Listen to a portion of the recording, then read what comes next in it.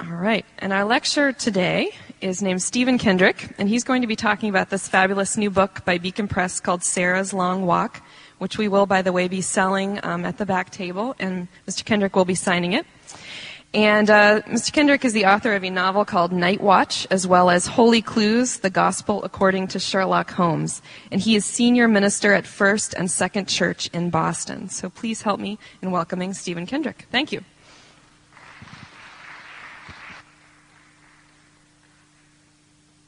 I am delighted to be here today. I should first of all say that I co-wrote the book with my son, Paul. Paul is a senior at George Washington University, and he could not be here today, but he is here in spirit, and I'll be reading a lot of his words today. As minister of First and Second Church in the Back Bay, I feel a great sense of historical resonance in being here. Not only is this site where we sit today an amazing repository of voices of dissent and free speech and radical and even rebellious thought, it also, as Jim Crawford told me when he spoke at my installation some 4 years ago, he told me that Old South is actually Boston's third church. So I figure I've got first, second, and now third. That's the hat trick, so I feel very pleased today. I'm so glad as well that we don't have 15 inches of snow, so we're all in good shape today. I want to give you a sense of the book, Sarah's Long Walk, and then I'm going to obviously be happy to take questions. Let me take you through the book as quickly as I can and give you an overview of what is a very long story, somewhat complex story, full of marvelous characters, one of whom is actually in the House Divided exhibition right behind you, William C. Nell. I won't be talking much about him today, but he is one of the great heroes of this story.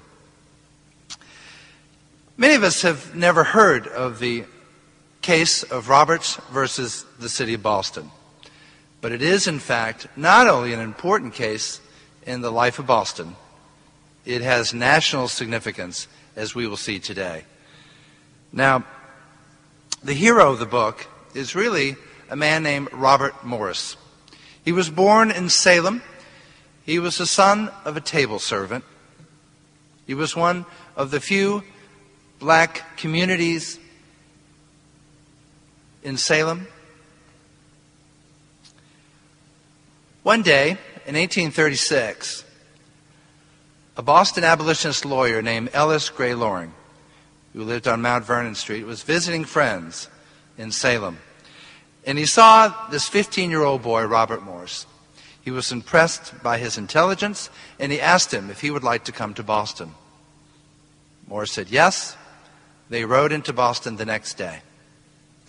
Over the next several years, this impression of Morris's intelligence grew and grew until one day, totally dissatisfied with the work of his white legal assistant, Ellis Gray Loring did something very radical in antebellum America. He went to Robert Morris and said, "Would you like to be trained for the bar?" And he said yes. Robert Morris would become the second black attorney in America, but he would be the first to win a jury case. And that's really how we begin our story. And he passed the bar in 1847, where the story really begins here today. A black printer named Benjamin Roberts walks into his office. Now, the Roberts case is now seldom recalled except as a minor incident in the, as white historians have often said, the white-led abolitionist movement of Boston's William Lloyd Garrison, or relegated to a footnote in Supreme Court history legal records. But in fact, it is a key point in our history. It is the precise moment where one black community realized it was free in more than name. Because this is the story, really, of a collection of people living on Beacon Hill. On the south slope are the white Brahmins, the streets looking very much like they look today. Beacon Street, Chestnut Street, Mount Vernon Street. On the north slope things were very, very different. It is there that the poor tradespeople, servants, and those who eked out a living in Boston's antebellum economy lived. It was one of the largest collections of free blacks in America, nearly 3,000 citizens.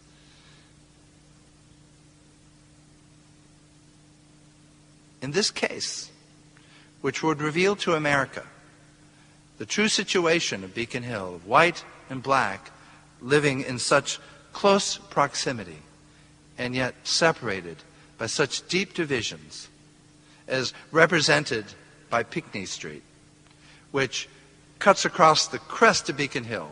And there are only two ways across it. There's West Cedar and there's Joy Street, then called Belknap. Otherwise, there was almost a clear separation. You almost couldn't go from one side of the hill to the other without being channeled through these two narrow places. It is almost as if those who had designed Beacon Hill had hoped and meant that these people should be separate from one another, as they were separate from one another in Boston's early public schools. In going before the Massachusetts Supreme Judicial Court, Robert Morris and his co-counsel, Charles Sumner, would say, on one side is the city of Boston, strong in its wealth, in its influence, in its character. On the other side is a little child of humble parents, still within the period of natural infancy, but strong from her very weakness. This little child asks at your hands her personal rights.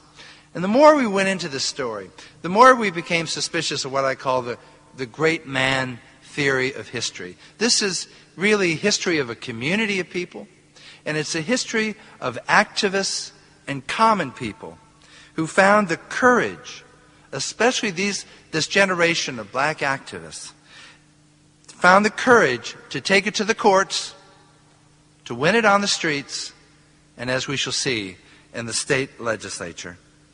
This black community won nearly complete victory 5 years after the Roberts case. But that's not all the story. It was a 15-year struggle, a boycott against the segregated schools of Boston. And they used not only boycotts, but sit-ins, protests, the creation of new outlets for telling their story, the effective use of their own white allies, with Boston eventually becoming the first major American city to desegregate its schools.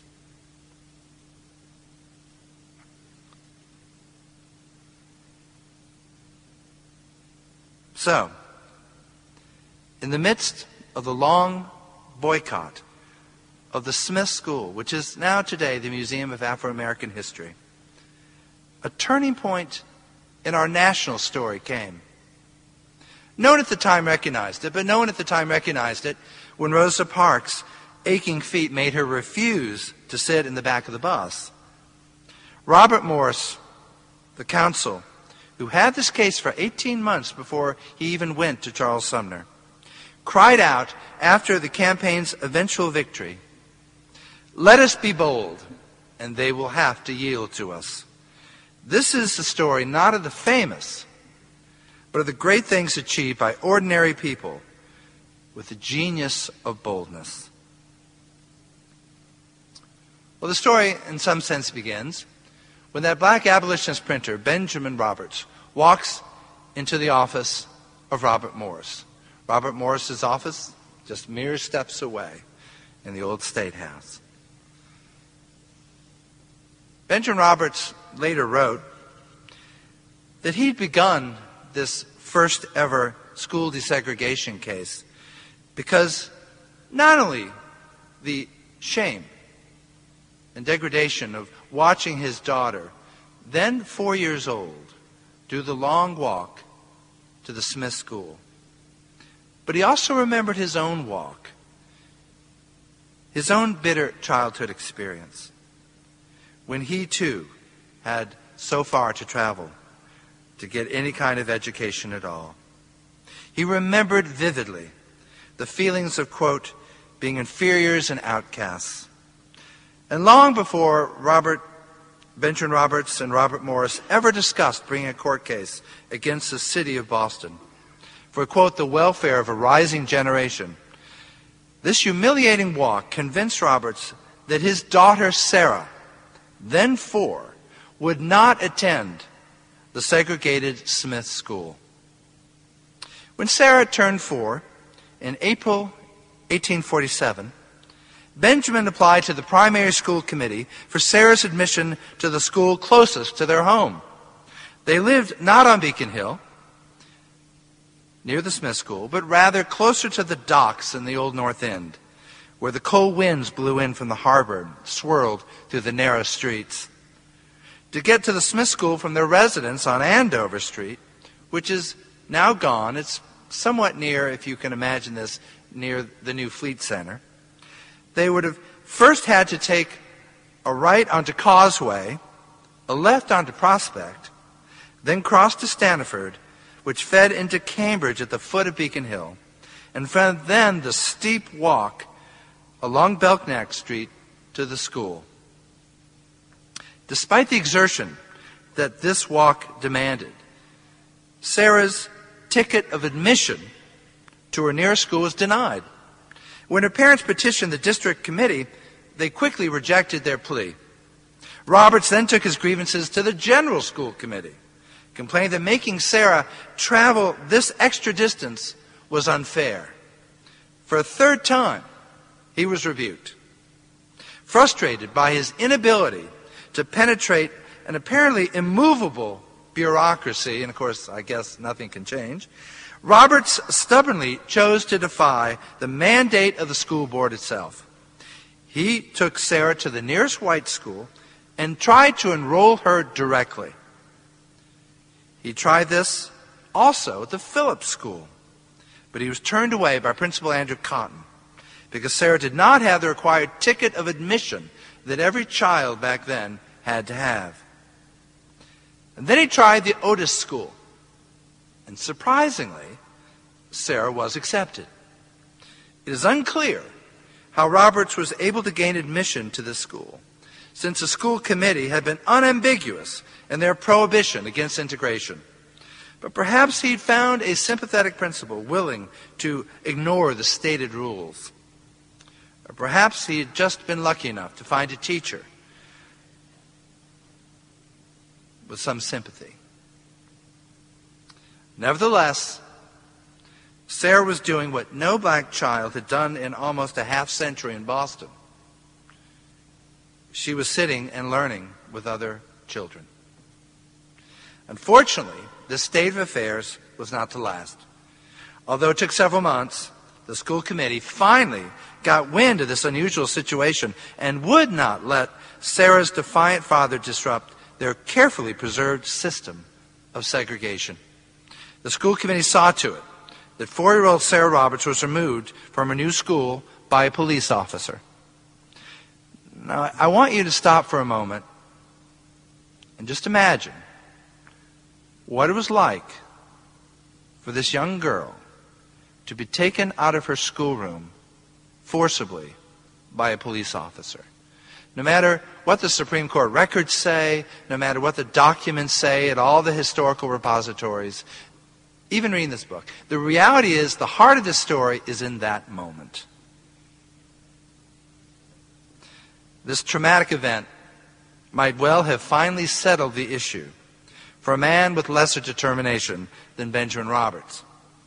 But instead of sending Sarah on to the Smith School, he changed his course in a dramatic and fateful way. He decided to seek out the young black lawyer who had just recently become the talk of Boston, winning his first case, defeating a white lawyer in court. He went to Robert Morris. Morris decided that he would help Benjamin Roberts in what Roberts called his, quote, practical experiment. The city was almost daring the black community to take them to court. Over and over again, as it denied, they said, you have recompense in the courts. Go seek it. Roberts determined that he would. In fact, Roberts said he dismissed naysayers of his plan to test segregated schools as, quote, old fogies. I didn't know that that word existed back then. And so, in the end, in 1849, the case which lost on its first appearance was kicked up to the Massachusetts Supreme Judicial Court. Robert Morris had had this case for 18 months. He had defined the facts of the case, the parameters of the case, the basis upon which the case was to be argued, which were the words written by John Adams in the Massachusetts State Constitution, essentially promising equality to all. He knew that he was going to go before Judge Lemuel Shaw. You may not have heard of Shaw, but he was probably America's foremost legal mind. In over 1,000 cases, he was only overturned 3 times. He was antebellum America's favorite lawyer and judge. And he was the person that they had to appeal to. So Robert Morris did the sensible thing. He went to a young Brahmin who'd actually been born and raised at 20 Temple Street, right in the heart of Black Beacon Hill. His name was Charles Sumner. He was 2 years away from being elected to the Senate.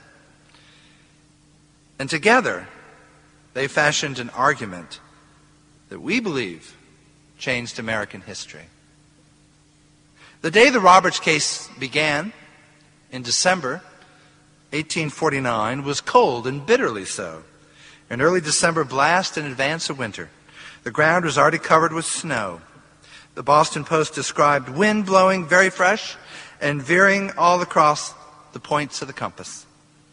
It was extraordinarily difficult to make much headway in the newspapers of the day because in the very same courtroom, before the very same judge, was the infamous Parkman Trial, the case where George Parkman had been unfortunately dispatched by a Harvard professor, and as we all know, Harvard professors are not supposed to be murderers.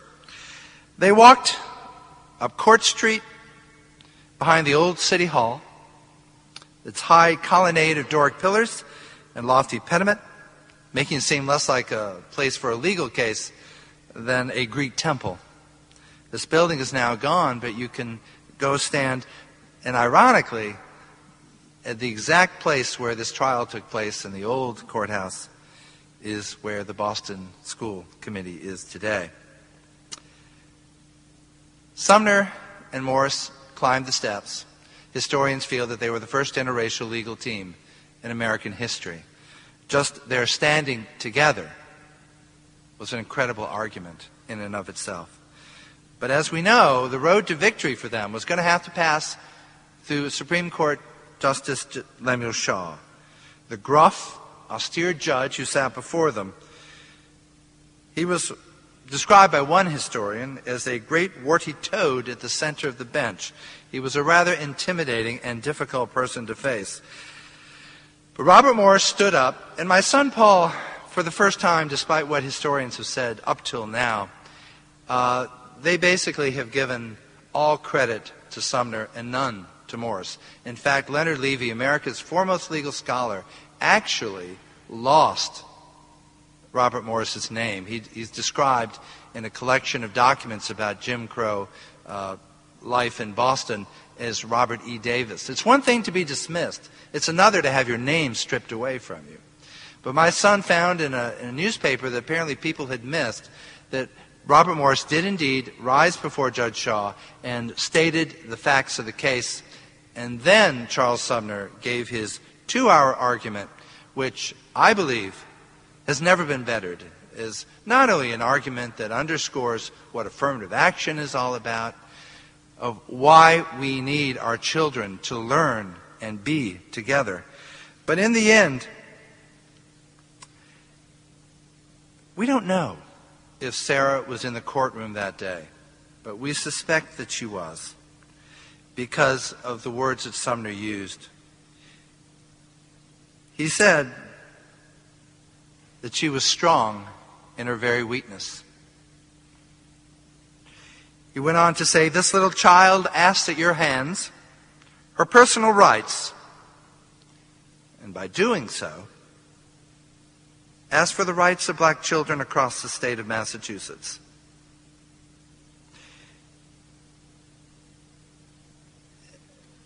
The argument is beautifully written. I'm not going to attempt to reproduce it for you today, except to point out one salient point. It totally anticipates the arguments and the decision of the United States Supreme Court in 1954 in Brown versus Board of Education. It anticipates the arguments that Thurgood Marshall's legal team had to make, and we'll see why in a few minutes. Sumner stood in that courtroom with Robert Morris next to him, and basically he asked everyone this direct question. Segregated schools. Quote, who can say that this does not injure the blacks? But he went further than that. He went much further. And this is astonishing to think that this argument is being made in antebellum Boston. He made a radical leap that without diversity, the entire society suffers. He said the whole system of the public schools suffers also. And he went so far as to declare, quote, the whites themselves are injured by the separation, and who can doubt this? Well, the answer was Judge Shaw. Judge Shaw, within 2 months, was to deny Sarah's rights to attend any school that she wished. It was lost in that courtroom. And in doing so, Judge Shaw created something called, and I think it's going to be a familiar concept to you, separate but equal. He created separate but equal that day. And the power of Judge Shaw's legal mind made sure that the concept of separate but equal has more than just a legal line through Plessy versus Ferguson on up into Brown versus Board of Education. It is precisely this argument that Thurgood Marshall has to overturn in 1954 in Brown versus Board of Education. But it infected like a virus every aspect of American life. Separate but equal.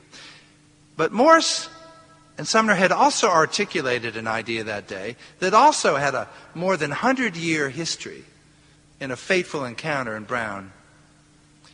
And that was the articulation for the first time in English of the phrase equality before the law. Right here, in this case, on Beacon Hill. So they may have lost it in the courtroom, but they won it on the streets, and they won it within 6 years in the state legislature. In 1855, the schools were desegregated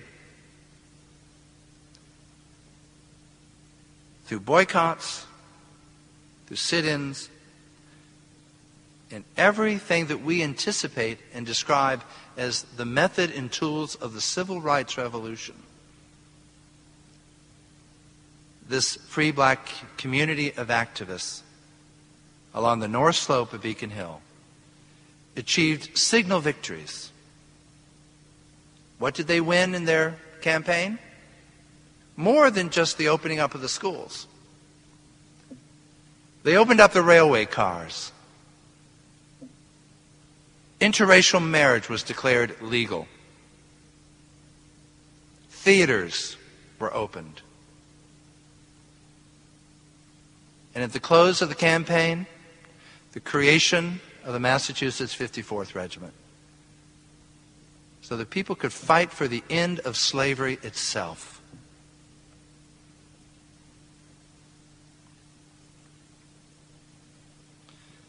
Many years later, Robert Morris was asked to describe what had happened in this case. He said that new ideas were opened, that more children everywhere across Boston were entering Boston's professional class.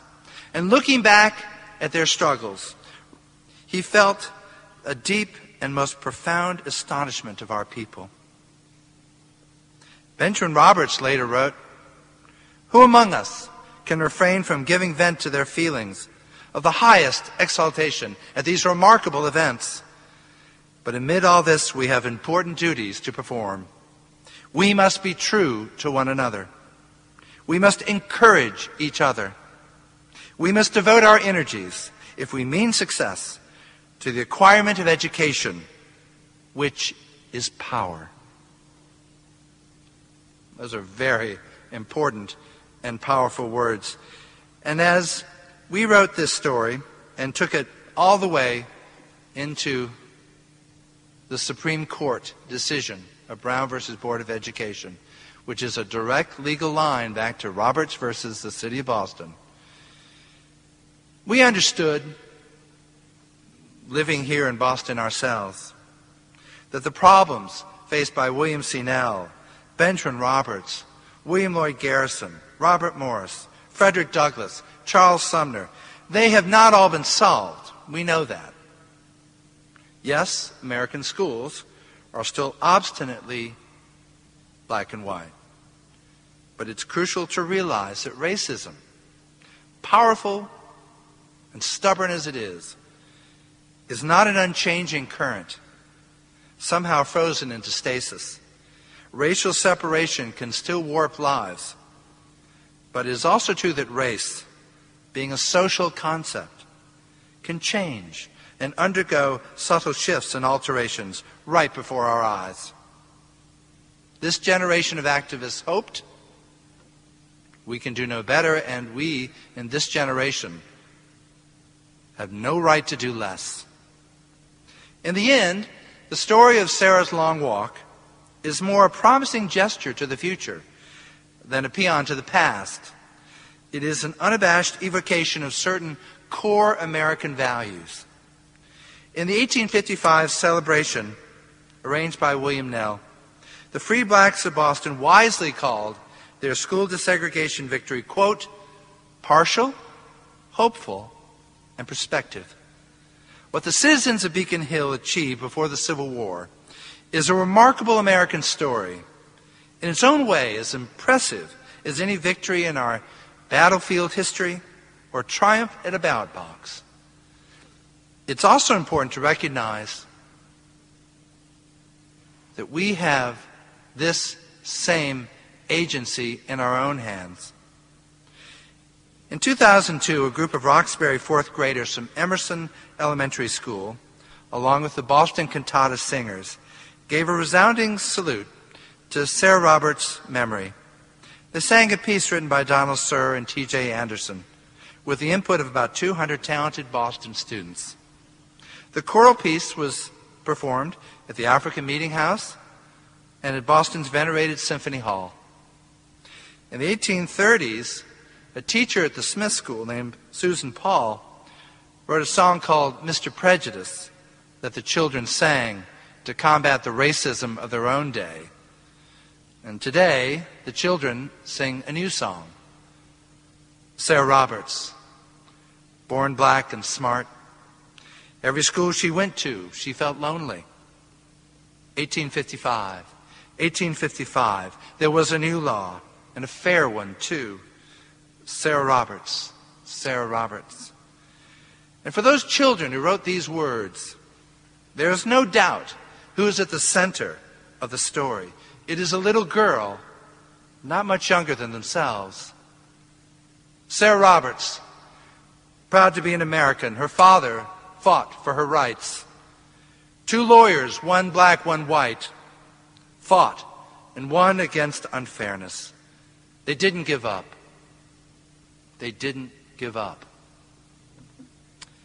And I now invite any questions or comments that you might have. Thank you.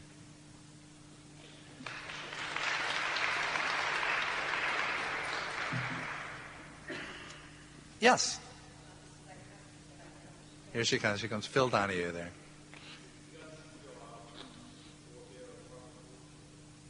I got that question the other night. There doesn't seem to be a direct familial connection to the Shaw, who was in the Shaw Memorial. But Judge Shaw was the father-in-law of Herman Melville's wife. So there is that connection. But no, they were not directly connected at all.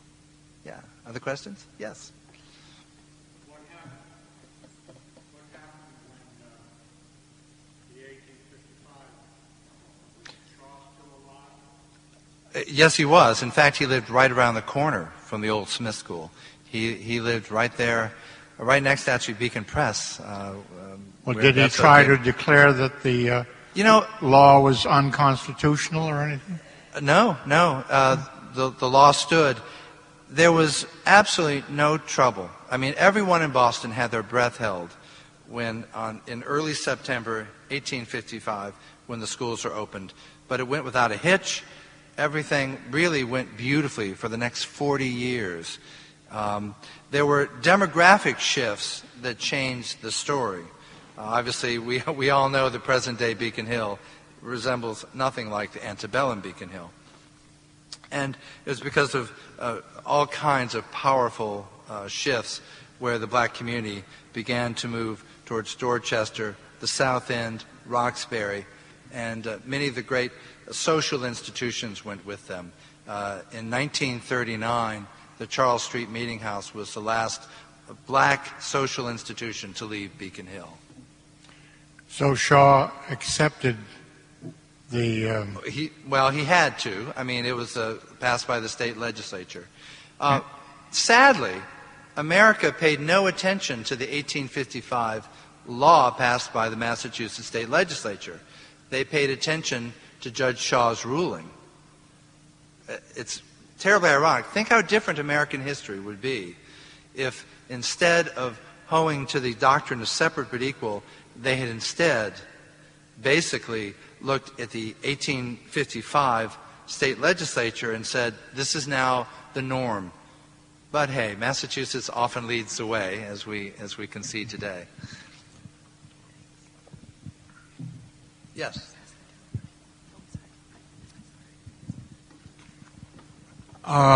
Could you tell us a bit more about Sarah's grandfather? I'd be happy to. Yeah. Robert Roberts is one of those figures that the Roberts family lives here in Boston, many representatives of them, and they hope to write the story of the Roberts family, which this book doesn't even try to do. But Robert Roberts was the manservant for Governor Christopher Gore. He wrote one of the first books written by a black in America, the Servant's Directory.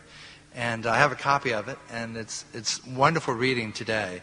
If you go out to the Gore place, they have a lot of material on Robert Roberts, and they're happy to talk about him. He also had a home, which is next to the John Hilton home, just down from Smith Court on Joy Street.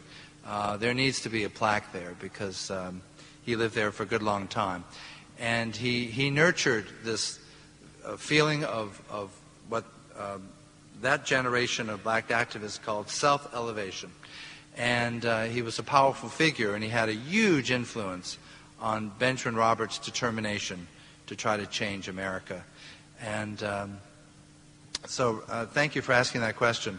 We don't really talk about Robert Roberts very much in the book, but he's a fascinating figure. Yeah. Two more quickies. Yeah. I know that the name that Benjamin Roberts launched two newspapers, yeah, I did. Both of which folded in the face of competition from the Liberator in particular. Well, yeah, I think the Liberator probably pretty much tried to put them out of business, yeah. And what I wanted to ask is that if in your research you ran across any extant copies of the Self-Elevator or whatever the name of that other paper was. We looked desperately.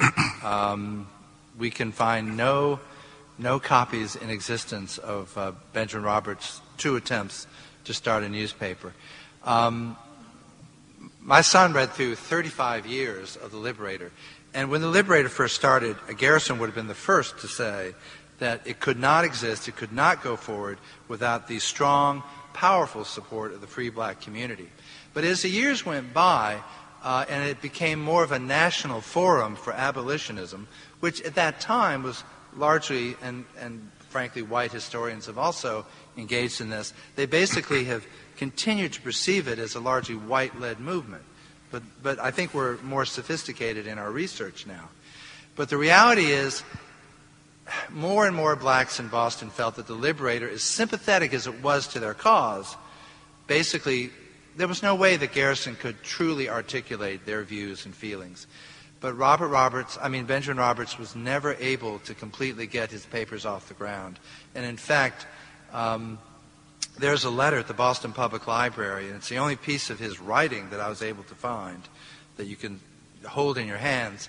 And basically, it's an incendiary letter to a black abolitionist named Phelps, essentially saying, I have been badly treated by white abolitionists. And race is an insidious thing. Even those who were working and paying huge sacrifices to work for abolitionism were in themselves still racist. I mean, there are powerful paradoxes and conundrums in this story, and that's certainly one of them. I wish he had been able to get his newspaper off the ground. Thank you. Thank you. Yes. How successful was the attempt to integrate the schools de facto? Excuse me? How successful was the integration of the schools de facto after the decision? Were there really a lot of mixed classes that then changed later on because of demographic Most changes? Most of the children went to the Phillips School, and we have photographs of the classes, which I was looking at the Antiquities Research Room. And that's the school on Joy Street, and what's now Joy. The school that's now that was on Joy Street. Right, and now it's apartments. Yeah, condos, as all things are in Beacon Hill. So actually, that's not fair. It's actually mixed housing and also housing for people with AIDS. Fair enough. Any other questions or?